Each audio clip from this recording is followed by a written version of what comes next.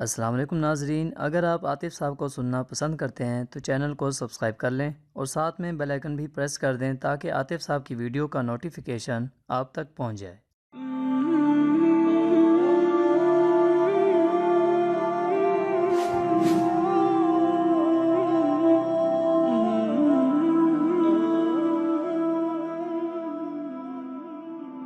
اللہ تعالیٰ نے جب بھی قرآن میں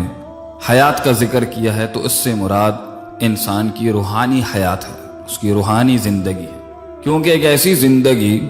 جس میں انسان کا جسم تو بہت تندرست ہو مگر روح کا نہ اللہ سے تعلق ہو، نہ اس سے کوئی قرب ہو، نہ اس کی تڑپ ہو، نہ ہی اللہ اس روح کی مطلوب ہو، مقصود ہو، معبود ہو، محمود ہو، مدعو ہو، تو ایسے انسان کو اللہ تعالیٰ زندہ ہی نہیں مانتے۔ اللہ کا قرآن ان کو مردہ کہتا ہے، کیونکہ جس انسان کا دل اللہ کی یاد سے زندہ اور منور نہیں، اس انسان کا جسم کا بھی اس دنیا میں کوئی حال نہیں۔ ایک مقام پہ تو اللہ اس کو جانور سے نیچے درجے پر لے جاتے ہیں اور ایک جگہ اسے مردہ ہی کہتے ہیں۔ یہ دونوں آیات کے اندر انسان کو جو القاب ملے اللہ کی طرف سے، مردہ ہونے کے یا جانور سے بدتر ہونے کے، اور یہ کوئی عزت کے اور احترام کے الفاظ نہیں، یہ اللہ کی طرف سے انسان کے لیے سوچنے سمجھنے کا مقام ہے۔ اللہ فرماتے ہیں وَلَقَدْ ذَرَأْنَا لِجَهَنَّمَ كَثِيرًا مِنَ الْجِنِّ وَالْإِنسِ لَهُمْ قُلُوبٌ لَا يَفْقَهُونَ بِهَا وَلَهُمْ أَعْيُنٌ لَا يُبْصِرُونَ بِهَا وَلَهُمْ آذَانٌ لَا يَسْمَعُونَ بِهَا۔ انسان کا دل جو آنکھوں اور اس کے سننے اور دیکھنے سے جڑا ہوتا ہے، اگر وہ اللہ کی یاد سے، اس کے قرآن سے، اس کی کتاب سے اور اس کے فرمان سے غافل ہو یا منکر ہو جائے تو اللہ فرماتے ہیں اولئک کالانعام، ایسا شخص جانور ہے، بل ہم اضل، مگر جانور بھی اللہ کی تسبیح اور اللہ کی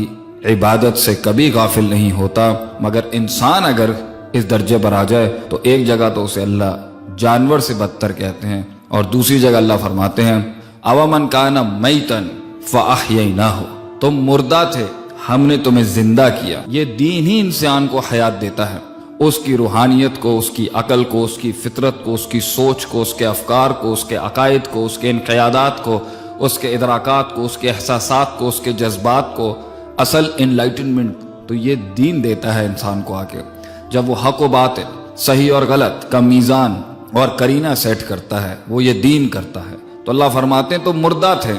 ہم تمہیں اس سے زندہ کرتے ہیں، اور جو اس سے زندگی پسند نہیں کرتا زندہ رہنا تو ایسے شخص کو اللہ مردہ کہتا ہے۔ اگر ہم چاہتے ہیں کہ ہم اس مردہ زندگی سے جو بے جان ہو جاتی ہے، جس میں کوئی سکون، اطمینان اور راحت نہیں ہوتی، ہمیں اللہ کی دین کی طرف، اس وحی کی طرف رجوع کرنا پڑے گا۔ اس لیے تو اللہ نے اس وحی کو روح ہی کہہ دیا ایک جگہ پر، وہ روح جس سے انسان جب وہ ماں کے پیٹ میں آتی ہے تو بچہ زندہ کہلاتا ہے، جب وہ نکال لی جاتی ہے تو انسان مردہ کہلاتا ہے، جب وہ پھر ڈالی جائے گی تو انسان زندہ کر دیا جائے گا۔ تو یہ روح ہی ہے جس سے انسان کی زندگی کا تعلق ہے۔ اللہ نے اپنے قرآن اور حدیث کو، اپنے قرآن کا ایک نام روحی رکھ کے،